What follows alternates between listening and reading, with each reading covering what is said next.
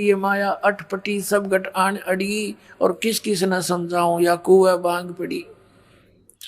सत्युग seven किए किन्हें न बुझी बात, कबीर साहब कहते हैं मैं समझावत हूं ये मोह लगावा लात, ये मेरे लात मारे मुझे बुरा अच्छा कहते हैं। स्वर्ग मृत्यु पाताल में हम बैठे कई बार, गरीबदास धर घर घर से जा मार मार कह मारे, कि ये मेरे पीछे पड़ जाते हैं मारो मारो युग झूठा है कपटी है। कल्प कोट युग बीतिया हम आए तिस बेर, गरीबदास के सो सुनो देन भक्ति की टेर, कि हम भक्ति को उजागर करने के लिए आए हैं। हमारी जात अपूरे भी पूर्व रहन हमारे, गरीबदास कैसे जुड़े इस पश्चिम के कातारे।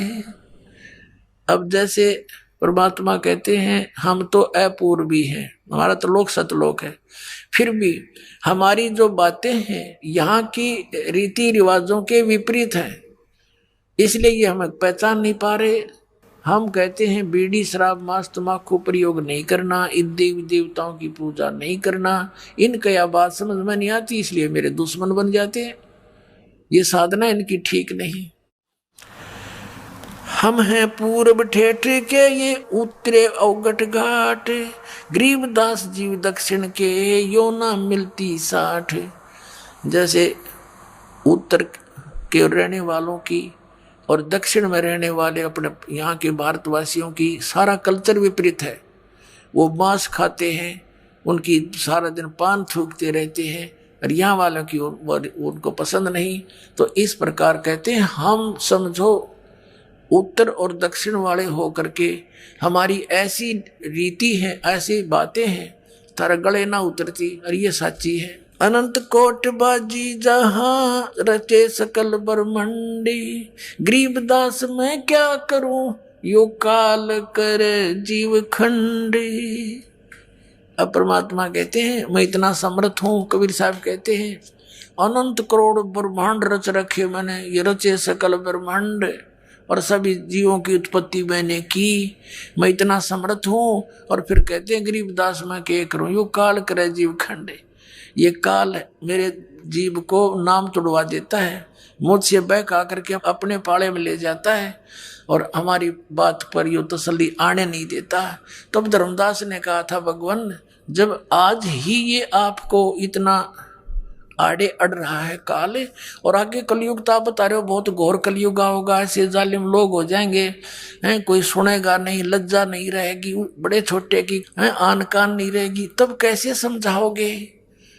तो परमात्मा ने कहा था वो जादू जंत्र मेरे पास है, मैं कैसे समझाऊंगा, पर तुझे भी नहीं बताता, पर तू बताना नहीं जो मैंने मंत्र मंत्र तुझे दे दिए।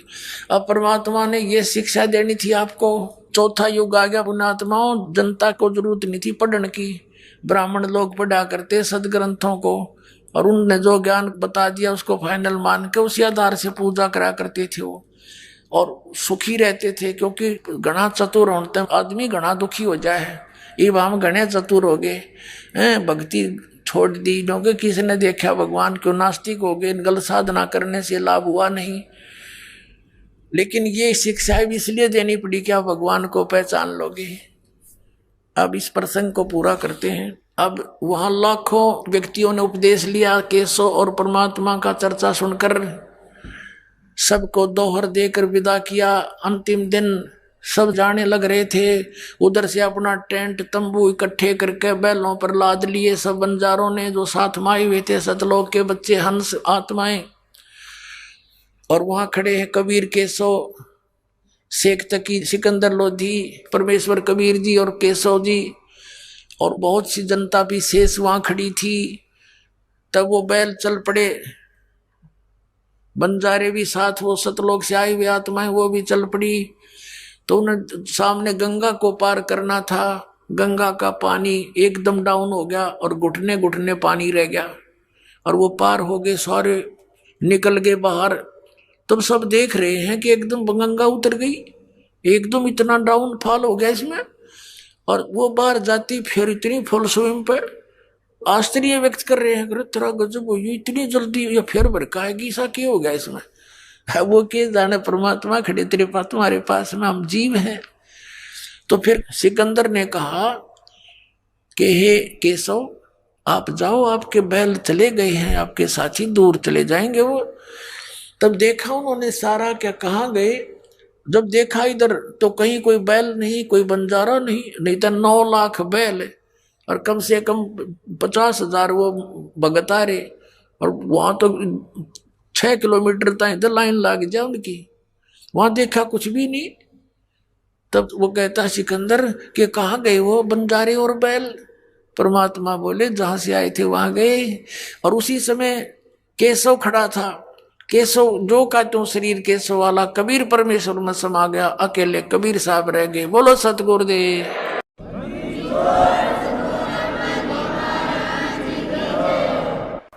अब वो शेख तकी बुद्धिहीन कहता है कि के भंडारा कराया इसने, इसे ऐसे हम लाख कर दें, मोह सा किया है।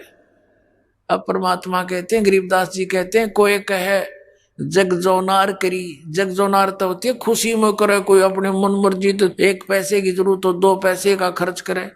एक मोह होता है मजबूरी, कोई बता देता है गुरु ब्राह्मण के इसका ऐसा करना जरूरी है, उसमें 10 रुपए की आइटम को न सोचेगा 2 रुपया में काम चला दूं, उसको महुछा बोलते हैं, ऐसा धर्म करने वाले को। तो परमात्मा कहते हैं, गरीबदास जी कह रहे हैं कि वहां पर कोई एक भगवान आत्मा तो नो कह रहे थे, ऐसा भंडारा कदे देखा ना सुना जैसा कबीर साहब ने कर दिया। जय जयकार करे थे, गुण गावे थे।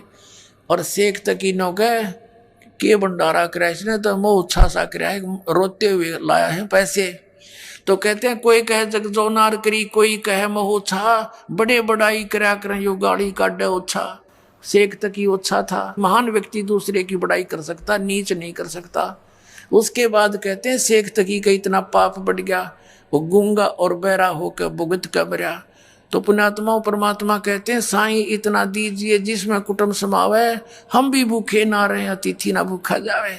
अब परमात्मा कहते हैं तुम मेरे की तरह रहो, इतना विश्वास करो, ये भक्ति करो, ये मंत्र जो दे रखे आपने, आप घना मत मांगो। और आपके ऊपर कोई ऐसी डिमांड आओ भी रिक्वायरमेंट की, तो मैं के दूर हूं। कहते कल्पे कारण कौन है कर सेवा नहीं काम, और मन चाहा फल देऊंगा जो पड़ा मेरे दे काम। ये भगवान का काम था। वहां पर सारी काशी का आटा इकट्ठा कर ले तब 9 लाख व्यक्तियों को नहीं खिला सकते थे एक टाइम का खाना। और वहां सतलोक से लाए परमात्मा, ऐसे कहते थारी 9 विपद टालूंगा। बोलो सतगुरुदेव।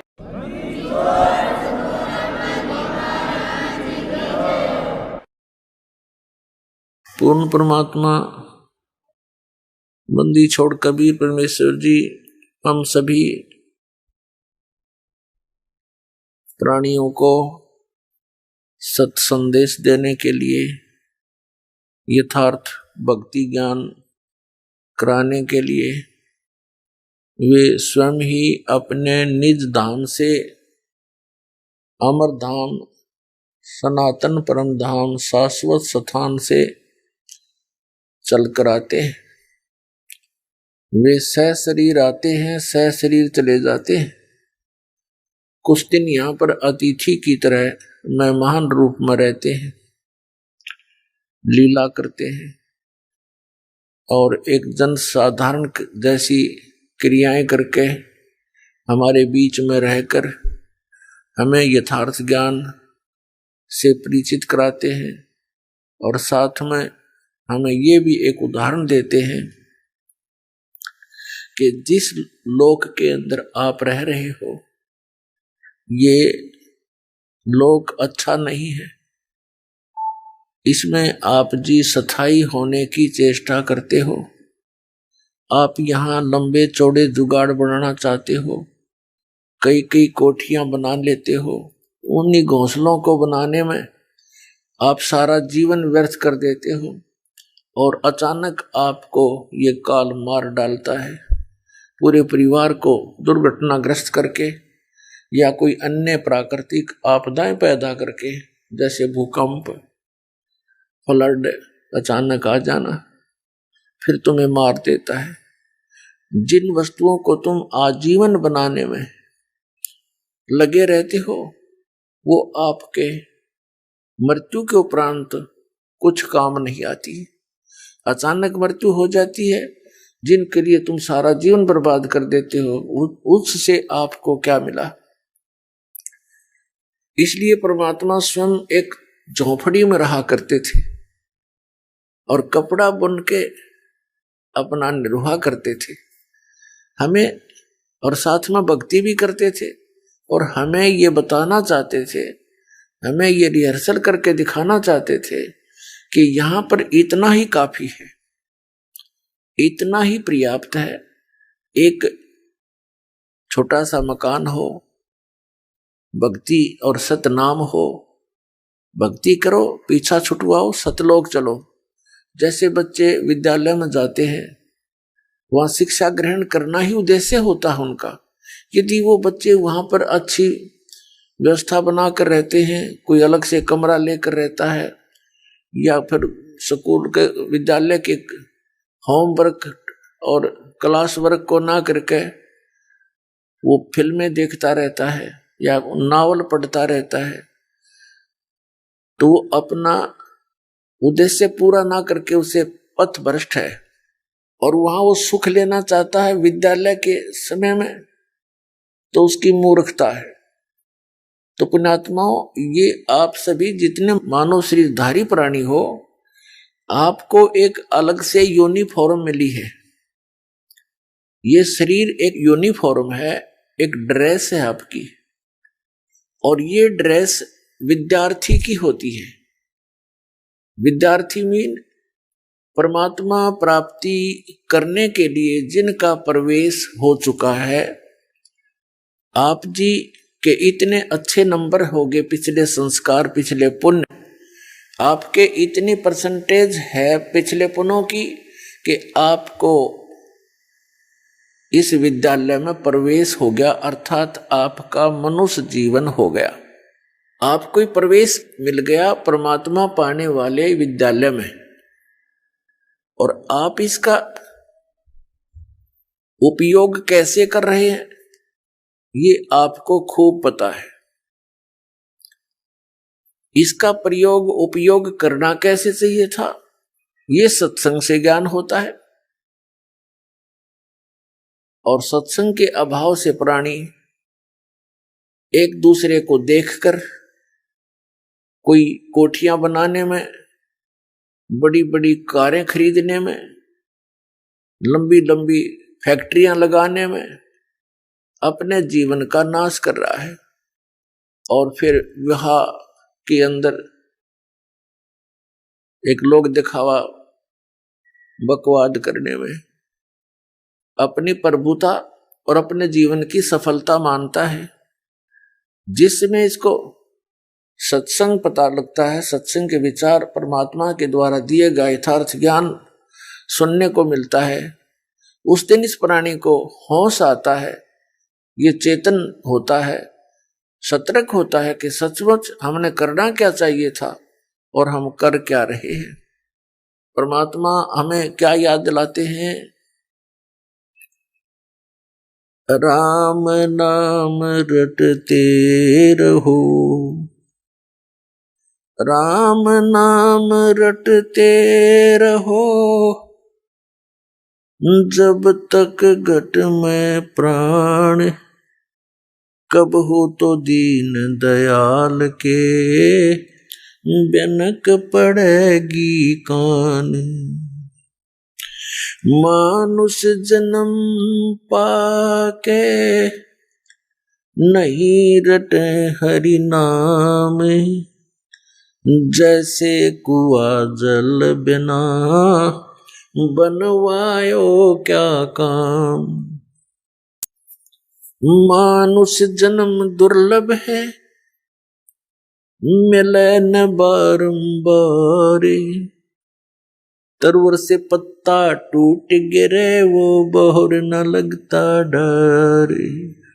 राम रटते कोढ़ी भलो, चू चू पड़े जो चाम, वो सुंदर शरीर किस काम का, जा मुख नाही नाम। कबीर जिव्या तो वाए भली, जो रटे हरि नाम, नहीं तो काट के फेंक दियो ये मुख में भलो नाचाम।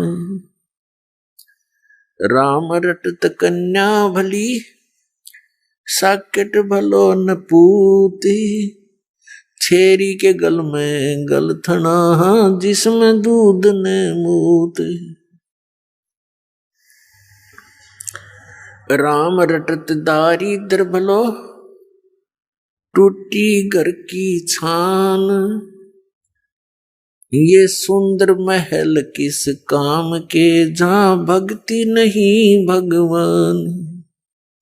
परम पिता परमात्मा कबीर परमेश्वर जी हमें ये याद दिलाने के लिए आते हैं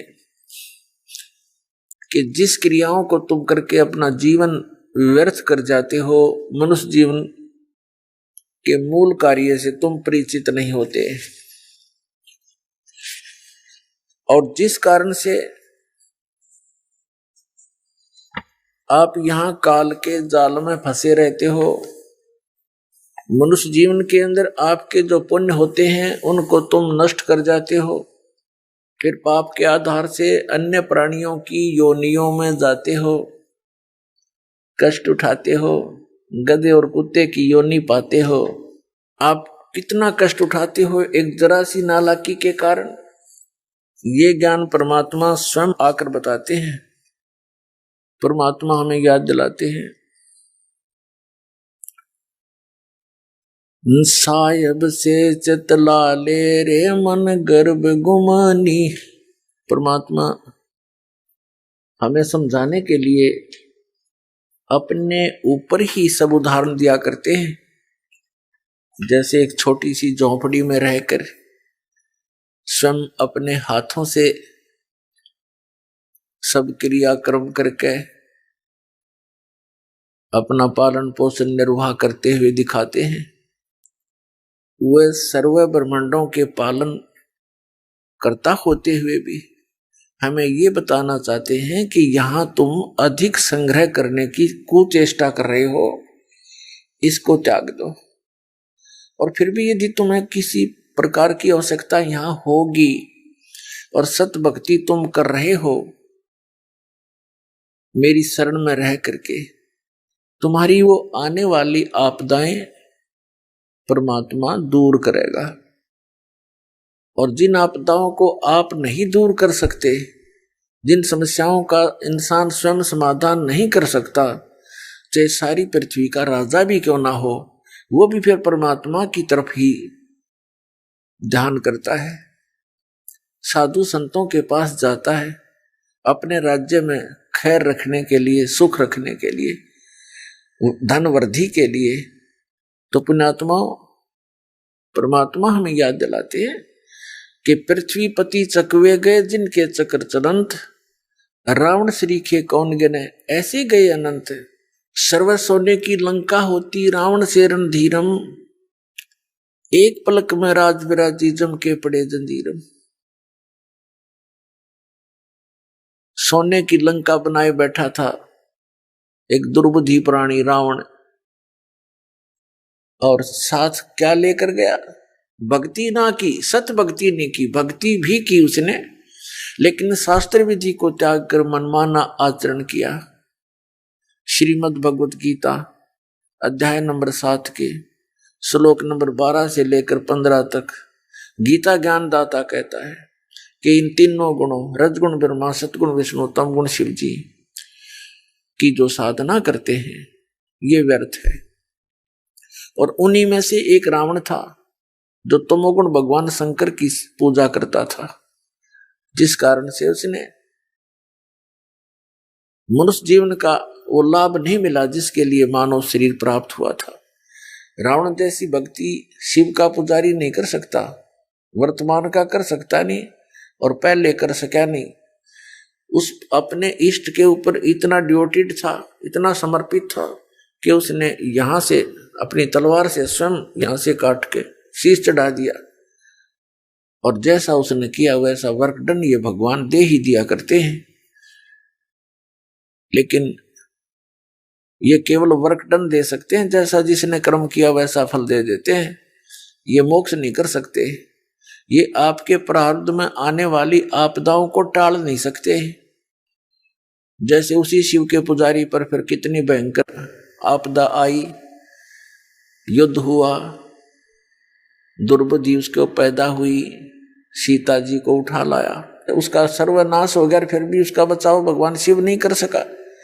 तो इसीलिए साधना भी करते हैं, भक्ति भी करते हैं, और वो शास्त्र विधि त्याग का मनमाना आचरण करते हैं, एक समर्थ की उपासना ना करके आन उपासना करते हैं, तो वह भी यूजलेस है, उसमें भी उसका मनुष्य जीवन व्यर्थ होता है। तो बताना चाहते हैं कि सर्व सोने की लंका थी और रावण से रणधीरम, एक पलक में राज बिराजी जम के पड़े जंजीरम। फिर क्या बताते हैं, भक्ति बिना क्या होता है, भरम रहा संसार, और रति कंचन पाया नहीं भाई रावण चलती बार।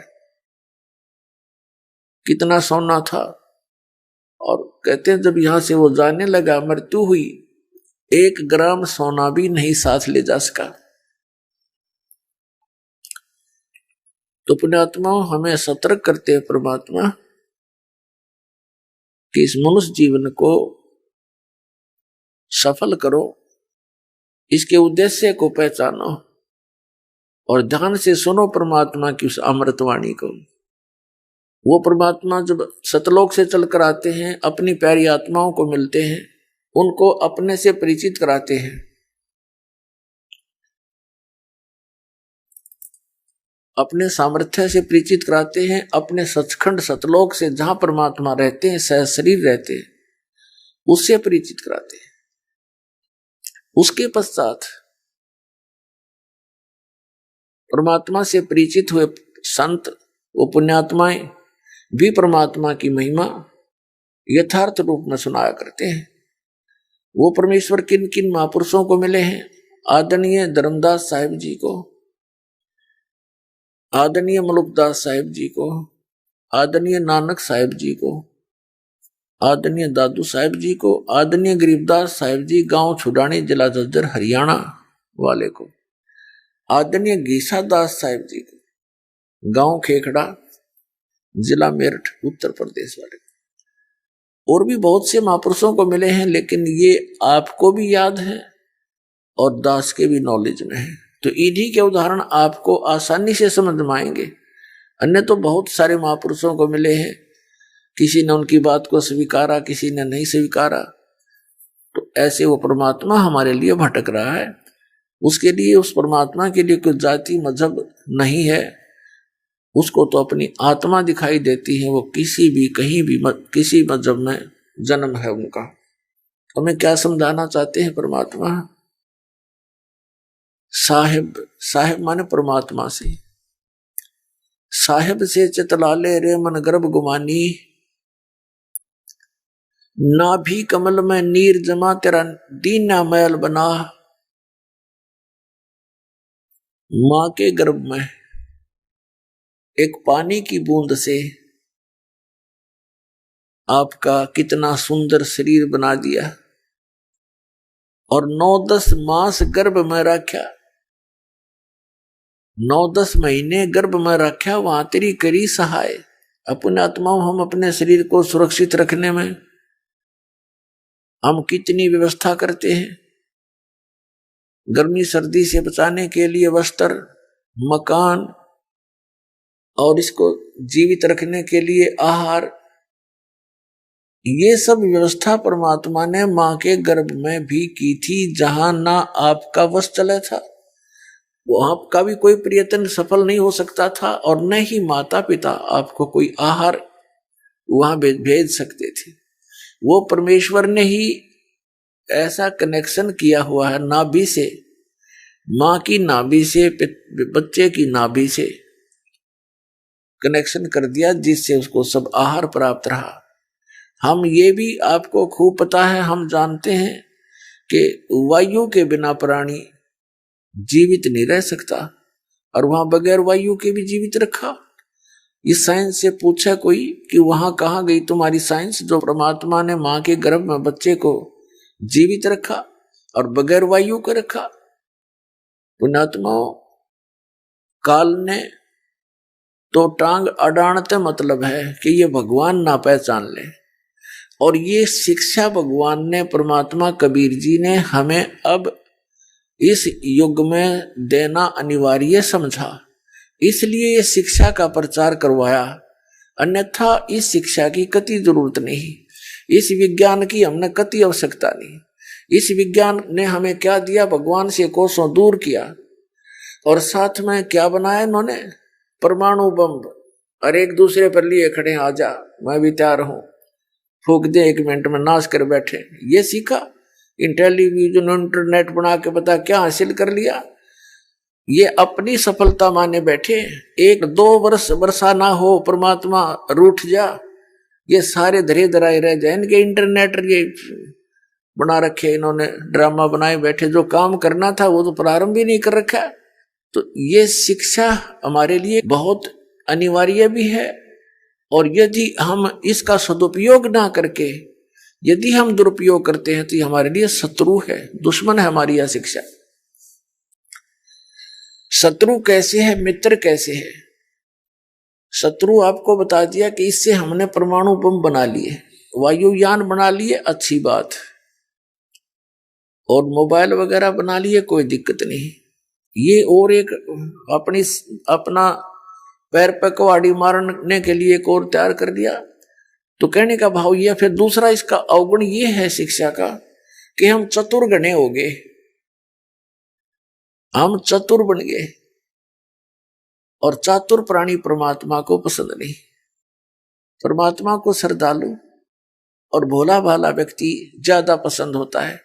लेकिन इस शिक्षा ने हमें बिगाड़ दिया। इन टेलीविजनों ने हमें क्या दिया? एक जब भक्ति भगवान की ये नहीं देते हैं, नहीं चलाते हैं यथार्थ, वो भी नकली भक्तियां ने तो बैठा ही रखा है नकली संतों ने। तो ये क्या दिया इन्होंने? सिनेमा चलाया, फिल्में चलाई, कोई बकवाद भर दी इंसान के अंदर, वो अवगुण ठोक दिए बच्चे में। 5 साल का बच्चा होते ही बकवादों को ग्रहण करने लगता है, फिर आगे सब चल के वो क्या समाज तैयार करेगा? तो ऐसी बिजली गिर दी शिक्षा ने। अब इस शिक्षा से हमें क्या मिला? भाई भाई का शत्रु, केवल माया का उद्देश्य बन गई। क्यों? बढ़िया कोठी चाहिए, फिल्मों में देखें, ब्याह करें जो पूरा श्रृंगार देखो लड़की का, सोने तो लदपद कर दे। अब गरीब आदमी की बेटी भी वही सोचा मैं भी नहीं कर लूं, बता कोई बात हुई है? ये बकवास दे। और फिर वहां दिखाओगे फिल्मों के अंदर बुरा बाजेर गाजेर अगर पाछल पता नहीं कितना फंड, वही फिर प्रत्येक प्राणी में घर कर गया। एक विवाह करना बालकों का 10 मिनट का काम है, बकवाद इतनी कर दी। विवाह तो भगवान करके भेजा है, संस्कार जोड़ के भेजता है आपका, बाकी तो फंड कर रखा हमने अपने आप एक दूसरे ने देख। तो ये हमारे लिए हानि बनी, और इसका केवल एक लाभ है, और इसका ये लाभ हमारे लिए वरदान है। अगर हम इसका ये लाभ उठाते हैं जो दास अभी आपको बताएगा, तो फिर ये हमारे लिए वरदान है। ये अति अनिवार्य थी। वो वरदान क्या है कि अभी तक जितने भी संत महात्मा मंडलेश्वर ऋषि महर्षि हुए हैं, ये महंत संत हुए हैं, आचार्य हुए हैं, इन्होंने सदग्रंथों को पढ़ा अवश्य, लेकिन समझा नहीं। ये संस्कृत भाषा अवश्य जानते थे, लेकिन अध्यात्म ज्ञान नहीं था। आध्यात्मिक ज्ञान ना होने से इन्होंने लोकवेद बनाकर, लोकवेद सुनाकर हमारे को दिशा भ्रष्ट कर दिया, परमात्मा से कोसों दूर कर दिया, यथार्थ ज्ञान ना दे करके। और हम इन महापुरुषों को जो संस्कृत बोलते रहे, फिर उसका हिंदी अनुवाद अक्षेत्रीय भाषा में अनुवाद जैसा उन्होंने किया, हमने यही सोच लिया कि ये जो शिक्षा ज्ञान दे रहे हैं, ये जो सेंटेंस इसने बोला है गीता जी का, पुराणों का, वेदों का जो श्लोक बोले हैं, मंत्र बोला है, इसका जो अनुवाद इसने किया ये सही किया होगा, क्योंकि ये संस्कृत में बोल रहा है और सभी सदग्रंथ संस्कृत भाषा के अंदर ही लिखे हुए हैं। तो हमारे पूर्वज ये सोचकर के बड़ा विद्वान है, पंडित है, मंडलेश्वर है, संस्कृत भाषा के जानने वाला है, उन्होंने जो भी ज्ञान हमें दिया हमने ग्रहण कर लिया और वो ज्ञान वेदों, गीता, पुराणों वाला नहीं था। उन्होंने पुराणों का ज्ञान ना दे करके, पुराणों का नाम लेकर के हमें अपने विचार, लोक वेद, भगवान से दूर करने वाली विधि भक्ति की वो बता दी। और जिस कारण से फिर हम कहाँ गए? प्रेत बन गए, भूत बन गए। फिर वो प्रेत बनकर दुखी होते हैं, किसी को सौपन में दिखते हैं, किसी के अंदर प्रवेश करके बोलते हैं मैं बर्बाद हो गया, मैं भूखा मर रहा हूं, मैं प्यासा मर रहा हूं। फिर उन गुरुओं के पास जाने लगे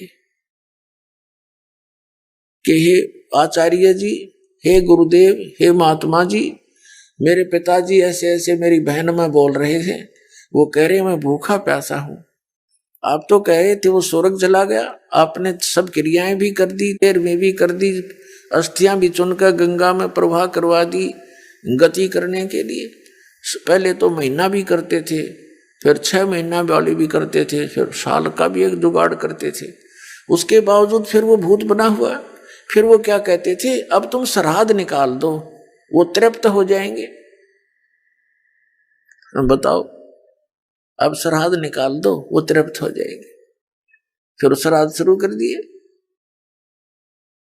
अब उनमें भी फिर उन्होंने वो अपनी अटकल अड़ाई, कोई वेद गीता आदि को आधार नहीं बनाया।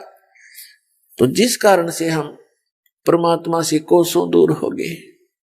अब वो हमें पुराणों का नाम ले करके क्या ज्ञान सुनाया करते थे कि श्री ब्रह्मा जी, श्री विष्णु जी, श्री शिव जी, रजगुण श्री ब्रह्मा जी, सतगुण श्री विष्णु जी और तमगुण श्री शिव जी, ये अजरो अमर हैं। इनकी कोई माता पिता नहीं है, इनकी जन्म मृत्यु नहीं होती। और कुछ एक यहां तक भ्रष्ट हो चुके हैं, इनके को ज्ञान तो है ही नहीं। तो भोले आदमी जो श्रद्धालु होते हैं वो और भोले होते हैं, उनको कतई ज्ञान नहीं होता।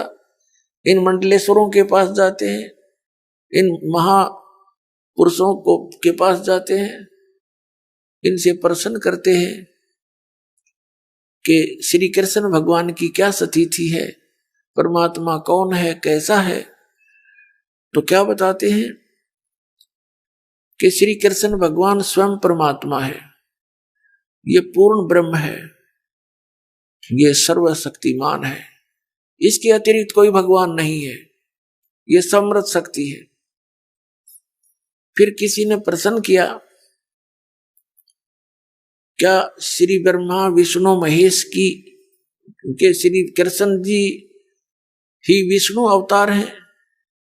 तो फिर ये भी कहा करते ये अज्ञानी कि हाँ, श्री विष्णु जी ही श्री कृष्ण रूप में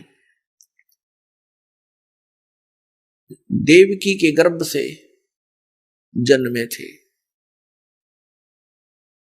और फिर इनसे कोई पूछता है क्या श्री ब्रह्मा विष्णु महेश की मृत्यु होती है? तो ये क्या कहा करते, कुछ एक तो कहते थे कि ब्रह्मा की तो मृत्यु होती है, श्री विष्णु और श्री शंकर भगवान इनकी मृत्यु नहीं होती। कुछ एक चातुर प्राणी कहते हैं कि ब्रह्मा विष्णु महेश की जन्म मृत्यु तो नहीं कह सकते, हाँ कहीं ना कहीं सर्ग के अंत में उस विराट परमात्मा में लीन हो जाना, ऐसा तो है। अरे भले आदमी जब वो मरे गए, लीन हो गए, तो मृत्यु नहीं हुई, तो कखते न पता नहीं, मूर्ख बना रहे सारे संसार ने। बड़े बड़े ऊपर का लोग दिखावा साधु बड़ के। कबीर साहब कहते हैं, कंठी माला सुमरनी और टिक्की बिंदी ला के हैं? कंठी माला सुमरनी ये पैरे से क्या हो, ऊपर डूंडा साध का और अंतर रख्या खो।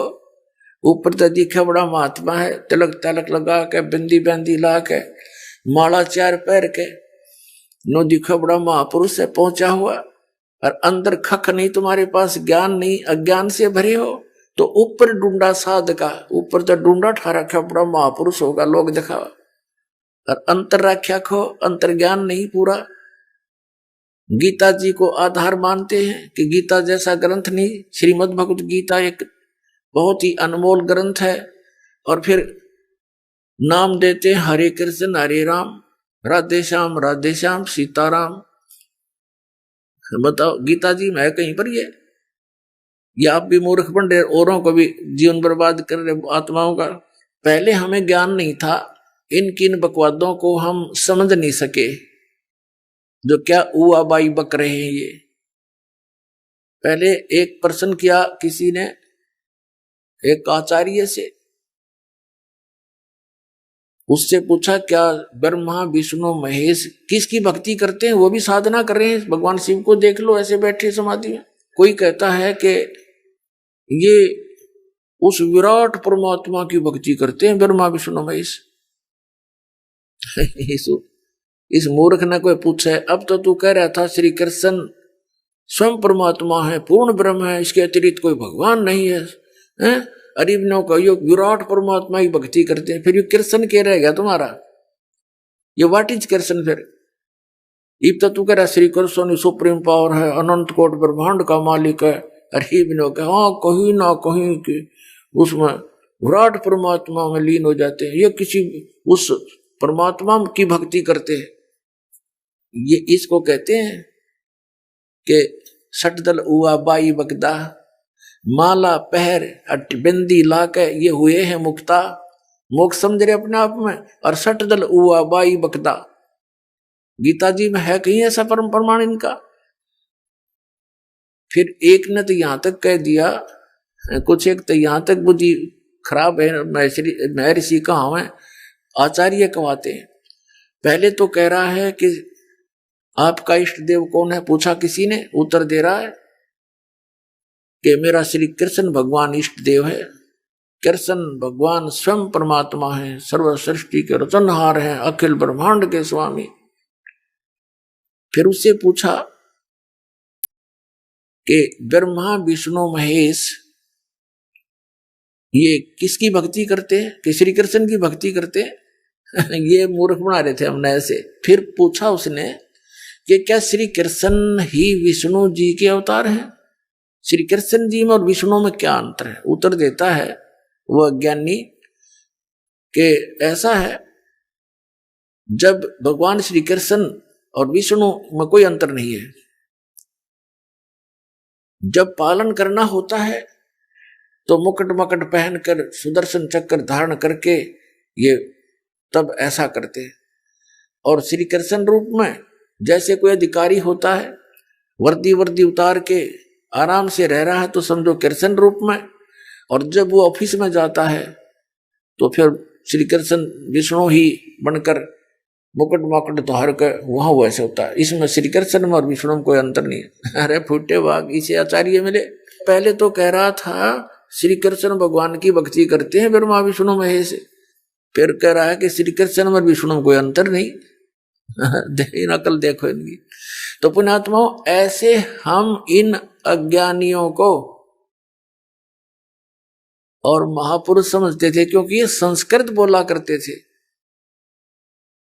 क्योंकि जो बालक बचपन से ही संस्कृत बोलने लग जाए तो वो तो फिर अभ्यास हो जाता, उसके घर में भी संस्कृत बोलने वाले होते थे।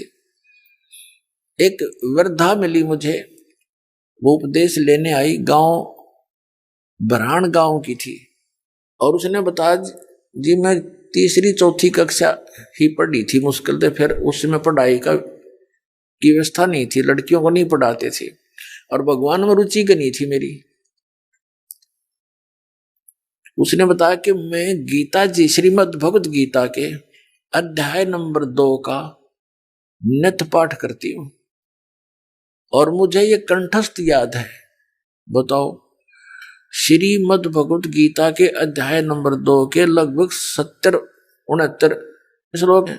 उसने शुरू से कर दी संस्कृत सुनानी और 4-5 श्लोक ने धारावाहिक बोल दिए। अनपढ़ चौथी कक्षा के पढ़ा हुआ है आदमी वो बोला माई इस गीता जी के पढ़ने से मोक्ष नहीं है। श्रीमद् भगवत गीता में जो क्रिया बताई हैं, जो साधना करनी चाहिए, जो सी ना करनी चाहिए, और कौन से मंत्र हैं, क्या इसमें निर्देश है, पूरे संत की खोज करो, तत्वदर्शी संत की खोज करो, चौथे अध्याय के 34वें श्लोक में। और फिर वो बताओगा यथार्थ ज्ञान। गीता ज्ञानदाता ने अपने सतर का ज्ञान बताते हुए 8वें अध्याय के 13वें श्लोक में कहा कि मुझ ब्रह्म का केवल एक ओम मंत्र है। ओम इति एकाक्षरम ब्रह्म व्यवहारण माम अनुस्मरण यह परियाति तजन देहम सयाति परमाम गतिम। अब गीता ज्ञानदाता श्री कृष्ण जी में प्रवेश करके वो ब्रह्म बोल रहा है, सरपुरुष बोल रहा है, काल बोल रहा है, जो गीता अध्याय नंबर 11 के श्लोक 32 में कहता है कि अर्जुन मैं काल हूं और अब सबका नाश करने के लिए प्रवृत्त हुआ हूं। अब श्री कृष्ण बाहर खड़ा है, श्री कृष्ण से बाहर निकल के वो दिखाता देख मेरा वास्तविक रूप ये है, वो विराट रूप दिखाया। और फिर 7वें अध्याय के 24 और 25 श्लोक में कहा है कि ये मूर्ख जन समुदाय मुझे कृष्ण मान रहा होगा। आई एम नॉट कृष्ण, मुझ व्यक्तिम आपनम मनन्ते, मुझ अव्यक्त को जो मैं कभी किसी के सामने नहीं आता, अपनी योग माया से छुपा रहता हूं, मुझ उस अव्यक्त को ये व्यक्ति हुआ मानते हैं, मुझे कृष्ण मान रहे हैं। मैं कृष्ण नहीं, मेरा तो ये रूप है देख। अब जब वो बाहर निकल कर दिखाया उसने रूप, विराट रूप, उसकी रोशनी में कृष्ण तो खड़ा भी ना दिखा था। तब अर्जुन ने कहा कि आप कौन हो, मैं आपको नहीं जानता है महानुभाव, आप अपना परिचय दो। अब कृष्ण अर्जुन का साला था, सुभद्रा उसकी बहन अर्जुन का ब्याह रखी थी, अपने साले ने कोई पहचान नहीं सकता, क्या उसको ये कह सकता मैं नहीं जानता, बताओ कौन हो। वो काल था। फिर वो उसी हाथ जोड़ रहा योद्धा, अर्जुन जैसा योद्धा हाथ जोड़ रहा है कि मैं आपके इस भयंकर रूप को देखकर बेचैन हो रहा हूं, मैं बहुत डर गया हूं, आप अपने उसी रूप में आ जाइए, चतुर्भुज रूप में। अब अर्जुन उसको श्री कृष्ण को विष्णु मान रहा था, उस काल को विष्णु मान रहा था। और फिर कहा कि वो काल कहता है कि मैं ये हूं भाई, सबको खाने के लिए आया हूं। तो इससे सिद्ध है कि श्री कृष्ण नहीं बोल रहा था गीता, वो श्री कृष्ण जी के अंदर प्रवेश करके ये काल बोल रहा था। ये ऐसी ही लीला करता है। विष्णु पुराण के अंदर ये प्रमाण दिया हुआ है, उससे आपको परिचित कराएंगे समय आने पर। अब ये इस प्रकार हमें उआबाई का ज्ञान दिया करते थे। गीता ज्ञानदाता कहता है कि मेरा तो एक ओम अक्षर है, नथिंग एल्स, मुझ ब्रह्म का। और इसका जो अंतिम श्वास तक भजन करते हैं, साधना करते हैं, तो मुझ से मिलने वाली परम गति, ओम नाम के जाप से मिलने वाली परम गति को प्राप्त होते हैं। ओम नाम के जाप से कौन सी परम गति मिलती है? ब्रह्मलोक प्राप्त होता है। और ब्रह्मलोक पर्यंत, ब्रह्मलोक में भी गए हुए प्राणी फिर लौट कर आते हैं, उनका जन्म और मृत्यु होता है। श्रीमद् भगवत गीता अध्याय नंबर 8 के ही श्लोक नंबर 16 में गीता ज्ञानदाता कहता है कि ब्रह्मलोक पर्यंत भी सभी लोग पुनरावर्ती के अंदर है। पुनरावर्ती का अर्थ होता है वहां गए हुए प्राणी भी लौटकर संसार में आते हैं, पूर्ण मोक्ष नहीं होता। जन्म मृत्यु का ये दीर्घ रोग नहीं समाप्त होता। यहां अनुवादकर्ताओं ने श्रीमद् भगवत गीता अध्याय नंबर 8 के श्लोक नंबर 16 में अनुवादकर्ताओं ने अनुवाद गलत कर दिया। इन्होंने विद्यते का अर्थ लिख दिया कि होना, विद्यमान होना। एक अक्षर का केवल एक ही अर्थ नहीं होता, उससे संबंधित बहुत से अर्थ बनाए हैं। जैसे विद्य धातु विद्या के लिए भी प्रयोग होती है, विद्य माने जानना, विद्य। और यहां विद्यते, इसका अर्थ ये बनता है कि जो ये नहीं जानते कि ब्रह्मलोक पर्यंत सभी पुनरावृत्ति के अंदर है, उनका वहां जाने के बाद फिर वापस आना पड़ता है, वो मुझे प्राप्त प्राणी भी पुनरावृत्ति में है अर्जुन, जो ये नहीं जानते। इन्होंने क्या लिख दिया कि ब्रह्मलोक में गए हुए प्राणी भी जन्म मृत्यु में आते हैं, पुनरावृत्ति के अंदर है, लेकिन मुझे प्राप्त प्राणी का जन्म मृत्यु नहीं होता। ये अनुवाद गलत है, क्योंकि यदि ये सही माने कि गीता ज्ञानदाता कहता है मुझे प्राप्त प्राणी का फिर जन्म नहीं होता, मेरी साधना करने वाले का फिर जन्म नहीं होता, तो फिर ये अन्य श्लोक बहुत सारे गलत हो जाते हैं। जैसे श्रीमद् भगवत गीता अध्याय नंबर 2 के और श्लोक नंबर 12 में गीता ज्ञानदाता कहता, अर्जुन ये ना सोच के तू और मैं और ये सभी सैनिक योद्धा पहले नहीं जन्मे थे और आगे ना होंगे। ये ना सोच के हम वर्तमान में ही जन्मे हैं, हमारा पहले भी जन्म हुआ है, हम सबका, तेरा मेरा और सबका, और आगे भी होगा। गीता जी अध्याय नंबर 4 के श्लोक नंबर 5 में गीता ज्ञानदाता कहता, अर्जुन तेरे और मेरे बहुत जन्म हो चुके, तू नहीं जानता, मैं जानता। फिर 9वें श्लोक में कहा कि मेरे जन्म और कर्म दिव्य हैं, अलौकिक है। श्रीमद् भगवत गीता अध्याय नंबर 10 श्लोक नंबर 2 में कहा है कि अर्जुन मेरी उत्पत्ति को, यानी मेरे जन्म को न तो ये ऋषि लोग जानते, न ये सिद्ध जानते, न ये देवता लोग जानते, क्योंकि इनका आदि कारण मैं ही हूं, इनकी उत्पत्ति करने वाला मैं ही हूं। अब यहां विचारणीय विषय है कि संतान अपने पिता की उत्पत्ति को नहीं जानता और पिता अपने पुत्रों की, अपने संतान की डेट ऑफ बर्थ भी बता देता है।